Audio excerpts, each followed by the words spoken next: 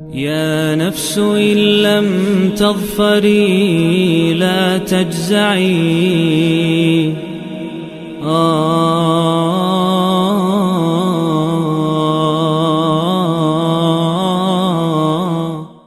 اعوذ باللہ من الشیطان الرجیم بسم اللہ الرحمن الرحیم الحمدللہ تعالی۔ آج ہم تیسرے پارے کا تیسرا رکوع اس کو ترجمے تفسیر کے ساتھ سمجھنے کی سعادت حاصل کریں گے، تو آئیں شروع کرتے ہیں۔ علم ترا، لم کا مطلب ناٹ ہوتا ہے، پاسٹ میں الف اس کو کویسچن موڈ میں لے جاتا ہے، کیا نہیں۔ ترا، ارا کا مطلب دیکھنا ہوتا ہے، تا کا مطلب آپ نے، کیا آپ نے نہیں دیکھا، یعنی دل کی آنکھوں سے، کیا اللہ نے آپ کو دل کی آنکھوں سے نہیں دکھایا۔ الذی، اس شخص کی طرف، الا کا مطلب ہوتا ہے طرف، الذی اس شخص کی جانب، حاجہ جو جھگڑا کرتا تھا، کس کے ساتھ؟ ابراہیم، حضرت ابراہیم علیہ السلام کے ساتھ، فی ربہ، اس کے رب کے بارے میں، ان کے عطا اللہ الملک، اس بادشاہی کے بارے میں، ملک کا مطلب بادشاہی جو اللہ نے اس کو عطا کی تھی، یعنی اس اختیار کے بارے میں جھگڑا کر رہا تھا۔ دوستو، 4 انسان ایسے ہوئے ہیں جنہوں نے پوری دنیا کے اوپر حکومت کی ہے۔ ان میں سے 2 مسلمان تھے اور 2 کافر تھے۔ مسلمانوں کے اندر حضرت سلیمان بن داؤد علیہ السلام تھے اور حضرت ذوالقرنین تھے، اور کافروں کے اندر نمرود اور بخت نصر تھے۔ یہ اسی نمرود کی بات ہو رہی ہے یہاں پر۔ اذ قالا، جب کہا، ابراہیم، حضرت ابراہیم علیہ السلام نے، ربی الذی، میرا رب، ربی کا مطلب میرا رب، الذی وہ ہے، یحیی و یمیت، جو زندہ کرتا ہے اور وہ مارتا ہے۔ قالا انا احیی و امیت، وہ بولا، انا کا مطلب میں بھی زندہ کرتا ہوں اور مارتا ہوں۔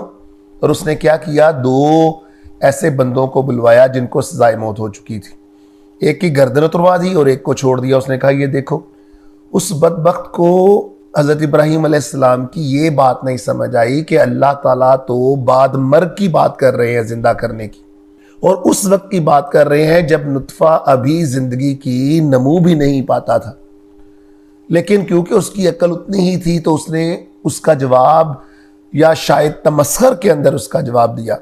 قال ابراہیم، تو بولے حضرت ابراہیم علیہ السلام، فإن اللہ، بے شک اللہ، یاتی بالشمس من المشرق، اور وہ نکالتے ہیں سورج کو مشرق سے، فاتی بہا من المغرب، اگر تو سمجھتا ہے کہ تو رب ہے اور تیرے پاس طاقتیں ہیں تو تو نکال لے اس کو مغرب کی طرف سے۔ فبہت الذی، حیران رہ گیا وہ، کون؟ وہ کفر کرنے والا کافر، جس نے کفر کیا، کہ یہ کیسی بات کر دی حضرت ابراہیم علیہ السلام نے۔ واللہ لا یہدی القوم الظالمین، اور اللہ تعالیٰ ظالموں کو ہدایت نہیں دیتے۔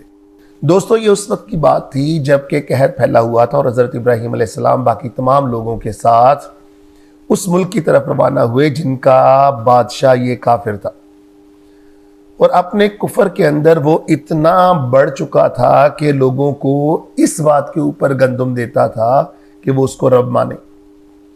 جب یہ مکالمہ حضرت ابراہیم علیہ السلام کے ساتھ ہوا اس کا، تو حضرت ابراہیم علیہ السلام کو ڈیفینیٹلی پھر گندم تو نہیں ملنی تھی، تو وہ واپس ویسے ہی آ گئے۔ لیکن اب گھر والوں کو مایوسی سے بچانے کے لیے انہوں نے کیا کیا کہ جو بوریاں لے کر گئے تھے اس کے اندر ریت بھر لی، تاکہ میں گھر جا کے فوری طور پر جب وہ یہ منظر دیکھیں کہ میں خالی ہاتھ آ گیا ہوں تو وہ مایوس نہ ہوں، اور ان کو ویسے ہی رکھ دیا کہ بعد میں ان کو سمجھانے کی کوشش کروں گا۔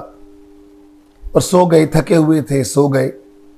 لیکن صبح کو دیکھا تو گھر والے تو کھانا بنا رہے تھے، تو حضرت ابراہیم علیہ السلام نے جب دریافت کیا کہ یہ کھانا کہاں سے بنا رہے ہو، تو انہوں نے کہا، جو گندم آپ لے کر آئے ہیں۔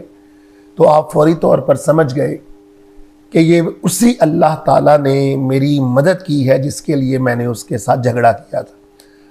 تو دوستو، اللہ کے لیے کسی کے ساتھ جھگڑا کرو، ایسے نہیں جیسے کہ ہم بحث و مباحثے میں پڑ جاتے ہیں، نہیں، اس طرح سے جیسے حضرت ابراہیم علیہ السلام نے شرک کو ختم کرنے کے لیے، کفر کو ختم کرنے کے لیے کیا تھا۔ تو اللہ تعالیٰ اپنی برکتیں نازل کرتے ہیں۔ جب بھی کوئی بھی انسان اللہ تعالیٰ کو اپنا حقیقی معبود بنا لیتا ہے تو کیسے ممکن ہے کہ اس کی زندگی کے اندر برکت اور نور نہ آئے؟ او کلذی، یا اس شخص کی جانب۔ دوستو یہاں پر اللہ تعالیٰ اپنی طاقت کا اظہار کر رہے ہیں۔ پہلا جو واقعہ بیان کیا اس کے اندر بھی آپ دیکھ لیں، اور یہ جو واقعہ ہے یہ تو خالصتاً اللہ تعالیٰ کی بے پناہ طاقت کا اظہار ہے۔ یعنی ایک فزکس کا لا ایک قائم ہوتا ہے ایک ہی جگہ کے اوپر، اور اس کی تاثیریں دو ہیں۔ یعنی اللہ تعالیٰ کی قدرت اس جگہ کی جو طبیعات ہیں اس کو چینج کر دیتی ہیں۔ ایک تو گل سڑ کے سب کچھ تباہ و برباد ہو جاتا ہے، اور ایک جو فوراً ختم ہو جانے والی چیز ہے یعنی کھانا، وہ اسی حالت میں رہتا ہے۔ اصل میں یہ حضرت عزیر علیہ السلام کا واقعہ تھا، جب ان کا گزر ایک ایسی بستی کے اوپر ہوا جو تباہ و برباد ہو چکی تھی۔ دل میں خیال آ گیا کہ یہ دوبارہ کیسے ٹھیک ہوگی، تو اللہ تعالیٰ نے اسی وقت ان کو پھر عارضی موت دی، اور پھر ان کو 100 سال کے بعد اٹھایا۔ یہ وہی واقعہ تو آئے پڑھتے۔ اور کلذی، یا اس شخص کی مانند، مرہ جس کا گزر ہوا، علا کس کے اوپر، قریاتن، ایک قریہ کے اوپر، ایک وادی کے اوپر، وہی خاویۃ، جو اوندھی پڑی تھی، علی عروشہا، یعنی اپنی جڑ سے، مراد بالکل ہی پلٹی پڑی تھی۔ قال انا یحیی ہذہ اللہ، کیا، انا کا مطلب ہاؤ، کیسے یہ زندہ کی جائے گی، ہذہ اللہ، اللہ اس کو کیسے زندہ کریں گے، بعد موتی ہے، اس کو اس طرح موت دینے کے بعد۔ فاماتہ، تو پھر اس کو مارا اللہ نے، میعۃ عام، کتنی دیر کے لیے مارا، 100 سال کے لیے۔ ثم بعثہ، پھر اس کو زندگی دی۔ قال، پھر کہا اللہ نے، کم لبثت، کتنی دیر تم اسی طرح لیٹے رہے؟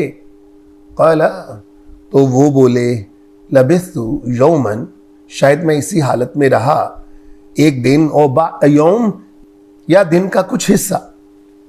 قال، تو بولے اللہ، بل، ہرگز نہیں، لبثت مئۃ عام، تم اس حالت میں رہے کتنی دیر، 100 سال تک۔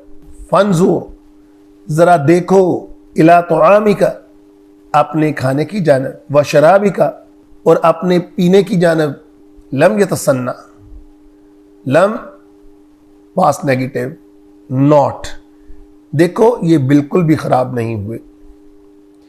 100 سال کے بعد وہ بالکل ویسے ہی تازہ تر و تازہ تھے، ماشاءاللہ علیہ۔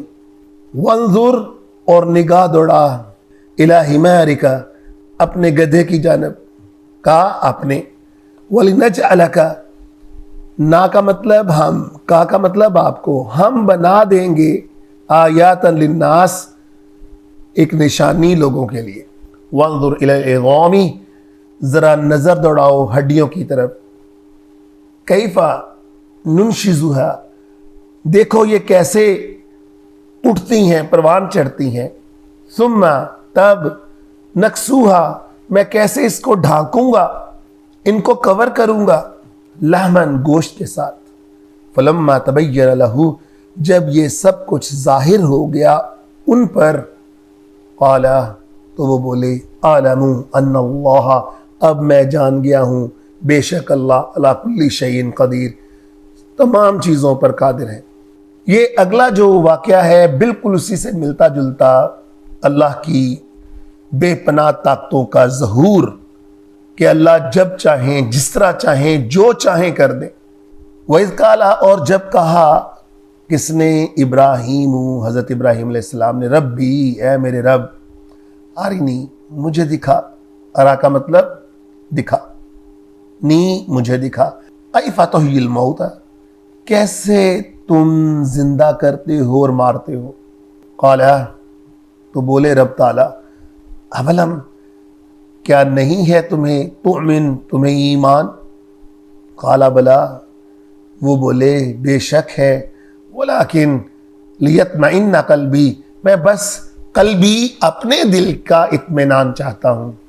قال، تو رب تعالیٰ بولے فخذ، لے لو، اربعۃ من الطیر، 4 پرندوں میں سے، فصرہن، اور ان کو ہلا لو، یعنی اپنی طرف راغب کر لو، جب بھی تم انہیں پکارو تو وہ تمہارے پاس کوئی ایسا اشارہ کرو کہ جب بھی تم انہیں پکارو تو وہ تمہارے پاس دوڑے آئیں۔ تو حضرت ابراہیم علیہ السلام نے ایسا ہی کیا، 4 پرندے چھوٹے لیے، ان کو پروان چڑھایا، ان کو ایک ایسے اشارے کے اوپر لگایا کہ جب بھی وہ ان کو پکارتے وہ بھاگے ہوئے اڑتے ہوئے آپ کی طرف آ جاتے اور آپ ان کو دانہ دن کا کھلاتے۔ فَصُرْهُنَّ إِلَيْكَ، اور ان کو اپنی طرف ہلا لو یعنی راغب کر لو۔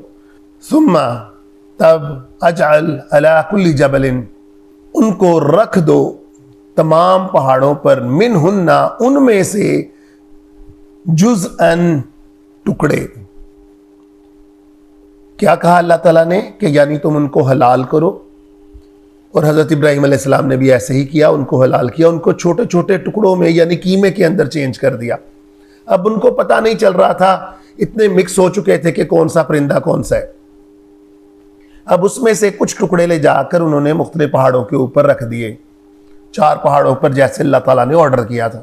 علی کل جبل، تمام پہاڑوں کے اوپر رکھ دو، منہن، ان میں سے، جزءاً، ان کے ٹکڑے، ثم، تب، ادعوہن، ان کو پکارو، یاتینک سعیا، وہ تمہاری طرف آئیں گے کیسے؟ سعیا، دوڑتے ہوئے۔